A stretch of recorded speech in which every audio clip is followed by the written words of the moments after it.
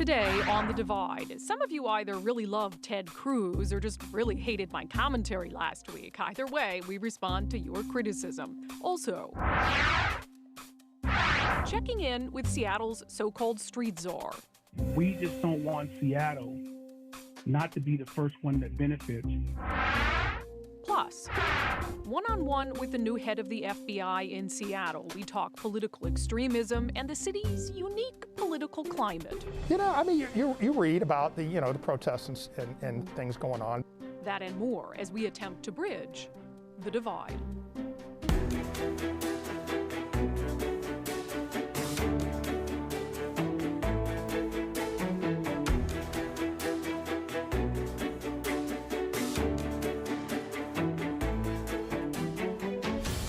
Hello and welcome to The Divide. Thank you so much for being with us. We got a ton of stuff to get to today, but first, we're going to switch things around a little bit. We're going to start with a little viewer feedback this week because, man, I apparently ticked some of you off last week. First, by calling out the hypocrisy of Senator Ted Cruz, telling people to stay home in a deadly storm, then jetting off to Cancun, then lying about it. Despite the fact that I have repeatedly on this show called out Democrats for hypocrisy, some of you were just not having it. Monica wrote, the media grasping at straws since there's no more Orange Man bad to cover 24/7. Megan wrote, mind-blowing, this is all the media wants to cover. Debbie, Cruz is heading to Cancun during a snowstorm and he gets ridiculed. Get over it. You can shun one side without shunning the other. Actually, Debbie, no, I don't think that you can.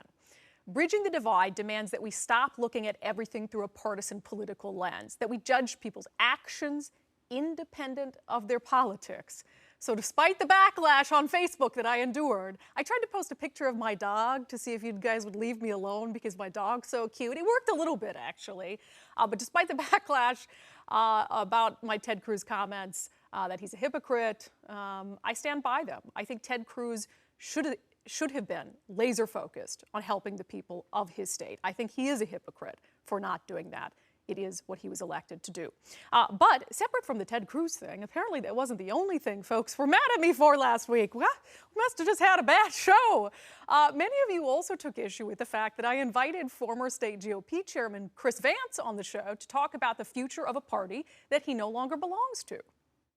For too long, too many good people have tried to hold the party together just out of party loyalty, and that's got to stop. I mean, we cannot allow Donald Trump to ever win another election or people like him to win another election in this country. We may not survive it.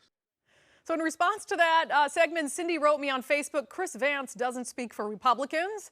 David, similar sentiment, Chris Vance was a horrible choice for your show.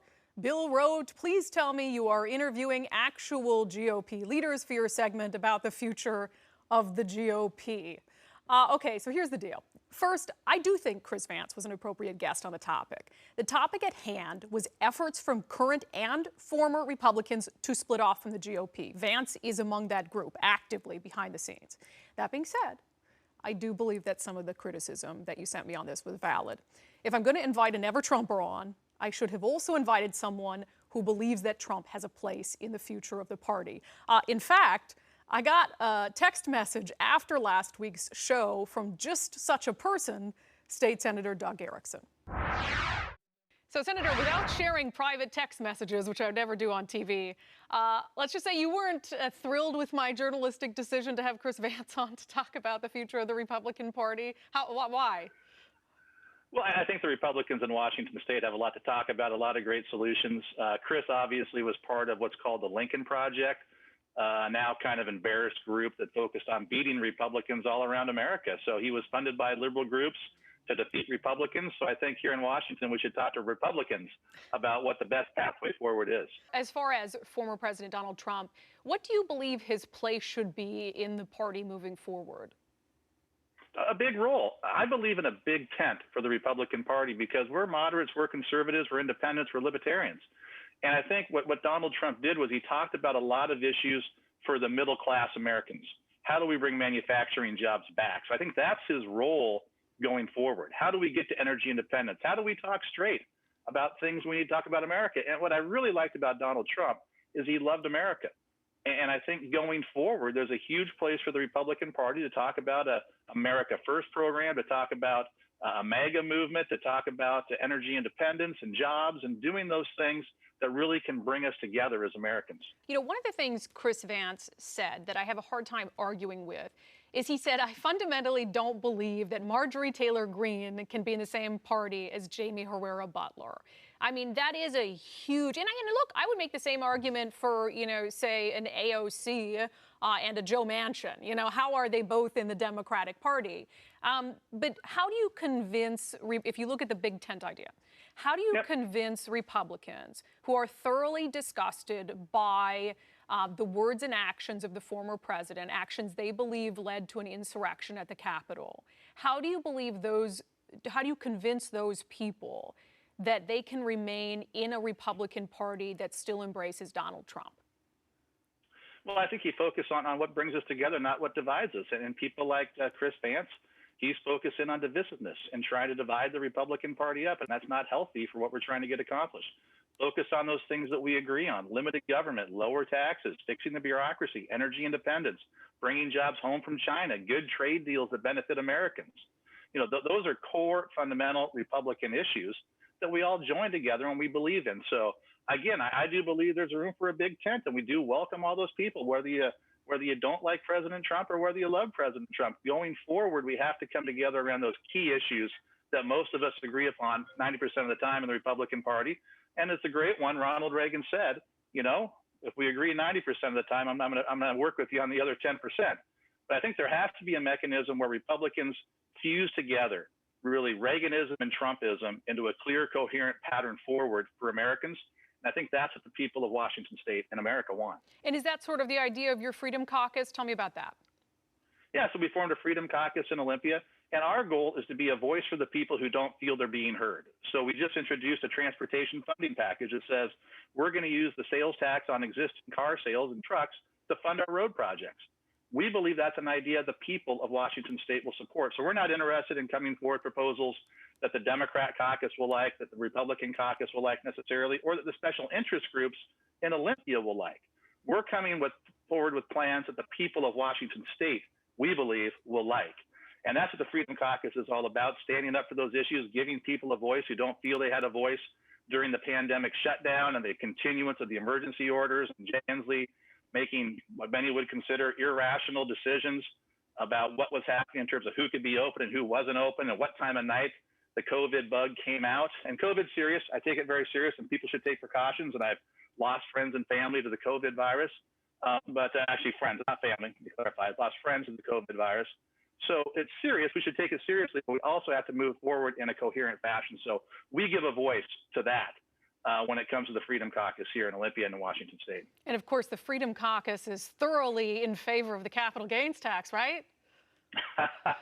No, yeah, that income tax on capital gains. We're not a big fan of that one either, but we're in favor of liberty and freedom, pursuit of property, and pursuit of happiness here in Washington State. And really, I think at the core also, we want to bring people in and make them proud of Washington and make them proud of America. Right now, we see so often in politics where people are trying to say that America is evil or that we're a bad country, even though everybody in the world wants to come here, but they're still being told these things in our schools and in different places. And I think people want a positive vision that says there's a role for government, but it doesn't need to be so big. I'd like to keep more of my tax dollars. I want to protect my freedom and my liberty. And that's what we're standing up for in the Freedom Caucus. So thank you for State Senator Doug Erickson for offering us a different perspective on the future of the GOP. And listen, you know, when we started this show, I don't know, a couple years ago now, I promised you guys that I'd listen to your feedback. And I do. Sometimes I think it's a load of BS, but I still love you. And sometimes you're right. In this case, I think you're right. I think there are a lot of different opinions about what the future of the Republican Party is. We've covered this topic a lot. We might take a break for a little bit, but it's certainly going to be pertinent moving forward. All right. Coming up, is the threat of political extremism on the rise? My conversation with the new head of the FBI in Seattle. Plus, you remember the story, Seattle hires ex-pimp as its street czar? Well, we checked in with Andre Taylor to see whether he's made any progress in his new role. Stick around. Now to a story I promised you all a few months ago that we'd check in on. After Seattle's debacle known as CHOP, the city brought in someone to help bridge the divide between the police and communities of color. So how is the street czar doing exactly? Let's find out. The headlines came easy. Ex-pimp hired by the city of Seattle. Andre Taylor knew the concept of a street czar would be controversial. I know that, people probably poke fun of it. When we first spoke to Taylor in October, his Not This Time Foundation had been tasked with finding alternatives to policing. You need somebody that have been in those streets, that have credibility in those streets. And now, after months of work, the street czar says he's ready to present a plan. America has a machine. That machine is its universities, because the backbone of this country is America's universities. No matter what's going on in this country, that machine continues to push out leaders for the future, no matter what's going on. It is the stabilizer for the country. And what I've discovered is that the Black community, the urban community, does not have a machine. Enter the Community Development Collaborative, an idea laid out in this 5-page memo. It seeks to improve opportunities for communities of color with the goal of reducing violence and incarceration. Unless we develop something that has the capacity, like a university, to continue to turn out great citizens, deal with trauma, kind of re-educate the mindsets, unless we have something that is constantly working like that, then we're going to have this circle that we've been in for a very, very long time. The collaborative has 3 main tiers: a pre-release assessment to figure out whether offenders need help for mental health or substance abuse issues, an educational component where participants can gain knowledge about careers in everything from real estate to entertainment, and finally, transitional housing or treatment for those who need it. What we don't want is what has been going on, great grassroots organizations doing great work, but not helping the whole person. Taylor's plan is still in the early stages, but he's now presented it to several Seattle leaders, including interim Seattle Police Chief Adrian Diaz, who told us earlier this month that reducing shootings and homicides is his top priority. I believe this is one of the biggest challenges that the city faces, is the loss of our Black and brown communities' lives. In an email, Chief Diaz weighed in on Taylor's proposal for a community development collaborative, writing, "After an unprecedented homicide rate in 2020, with 50% of the victims being Black, we must find a pipeline that allows all our Black youth to reach their full potential. So yes, I'm hopeful for any program that brings people together to help our youth." King County Prosecutor Dan Satterberg is also open to the concept if it comes to fruition, writing, "We are always looking for community nonprofits to partner with, but it's up to the city and county governments to fund those." But a funding source and amount are still unclear. It's also unclear how long it would take to get the program up and running, and most importantly, to see results. Even so, Taylor says he has already sent the idea to the Biden administration, hoping to build interest. We just don't want Seattle not to be the first one that benefits from the Community Development Collaborative before somebody else says, oh, let's do this. We want Seattle to be the first participant and therefore lead the rest of the nation on finally dealing with, in particularly, young Black male violence.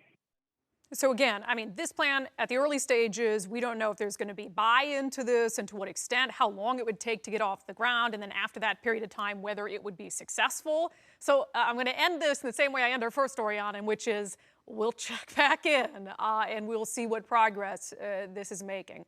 All right, moving on now. The FBI in Seattle has a new special agent in charge, Don Verrey. He and I sat down to talk about the threat of political extremism, certainly a timely conversation considering what happened at our nation's capital. But we also talked about the unique political climate he now finds himself in. Seattle, what have you heard about this assignment, or what had you heard about it prior to coming?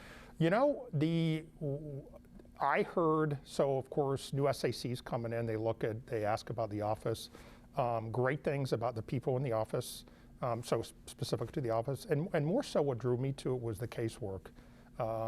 This office has got a great mix of national security cases, counterterrorism, counterintelligence, and criminal cases. It's got 29 Indian reservations. We're working Indian crime. So what really drew me to this office was the different work and the good work that they're doing. What did you hear about the political climate here? Well, I heard probably the same as everybody else. Well, what was that? What did you hear? You know, I mean, you read about the, the protests and things going on, but I have always have been able to separate myself from politically. I don't, maybe that's coming up from law enforcement, but in the Bureau, I don't get involved in the politics, and, I believe we have a job to do. I've always looked at it from that way, and so that hasn't bothered me. So of course, again, I've heard coming in and seen, the protest and, some of the violent protesters that kind of disrupted the peaceful protesters, but it didn't bother me. One of the other things that's been in the headlines, obviously, is the Capitol siege. Right. We have had several individuals who fall within your jurisdiction who've been arrested in relation to that. One of them, Mr. Nordine, who was supposedly some sort of enforcer for the local chapter of the Proud Boys. I found his family had released a statement, and it kind of struck me because they said that they had been trying for some time to get Mr. Nordine off the path that led him to that place to no avail. And it was interesting because I thought about that, and we think of warning signs for extremism for other things. But I think for people watching, we all have that person who's like way too into politics, you know what I mean? Right, like they're taking it too seriously, and certainly not to that extent. But what would you say might be some warning signs of someone who is becoming a political extremist?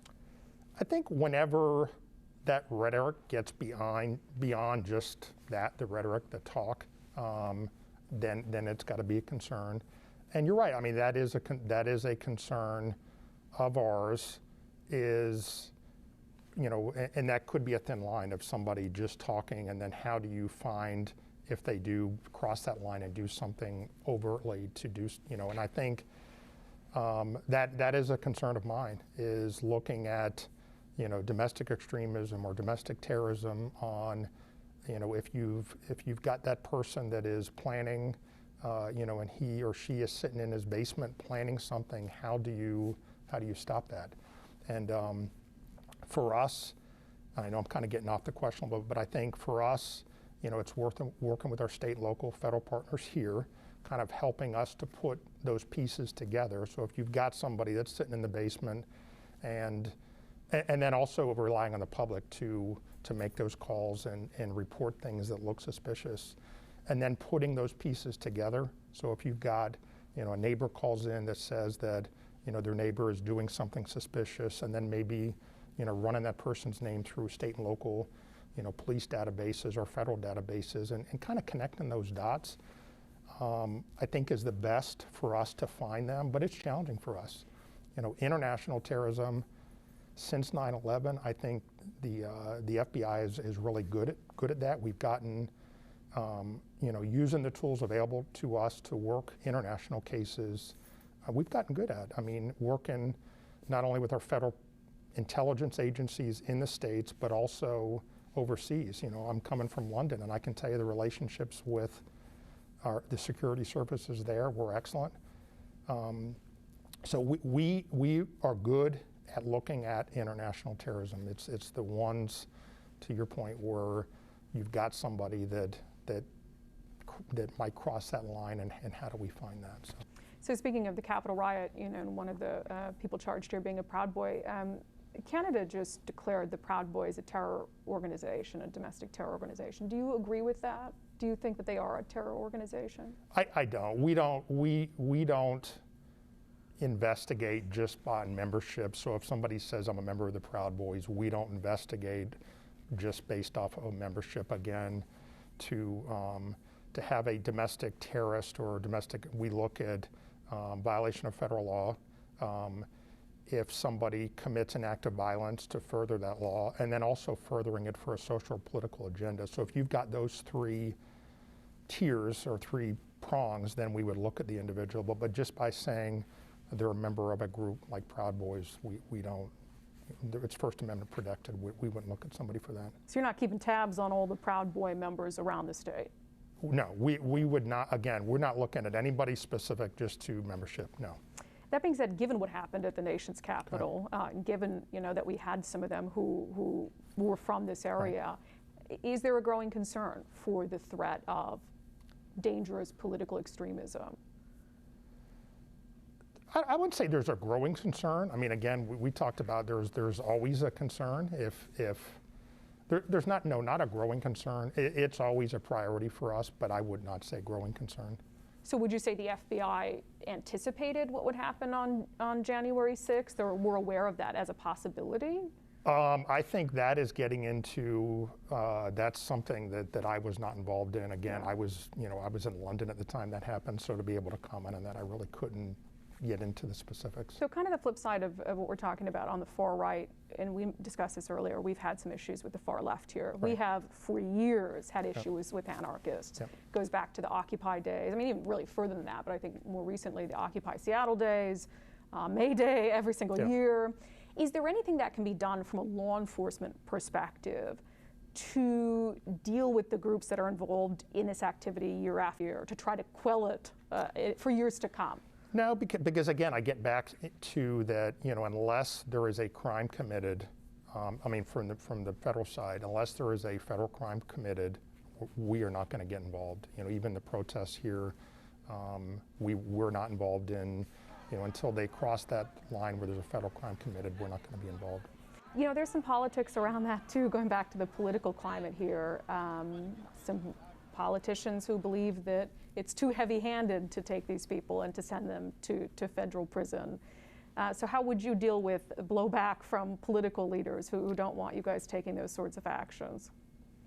Well, again, I think that's getting into the political opinions or realms where I go back to, for us, it's pretty simple that if somebody violates a federal law or statute, then we are going to get involved and make the arrest. Whether somebody politically agrees or disagrees, I would say that would probably be a conversation for, legislation or something to change the law, where our job is to enforce the laws, and that's what we're going to do. And you don't think that would change under a new United States attorney appointed by a Biden administration? Whether he would want to prosecute or not, that would be a conversation with him or her. And you can hear more of my conversation with Special Agent in Charge Don Verret coming up Monday on the Divide podcast. All right, after the break, a message to elected leaders, not an open message. My closing commentary is coming up.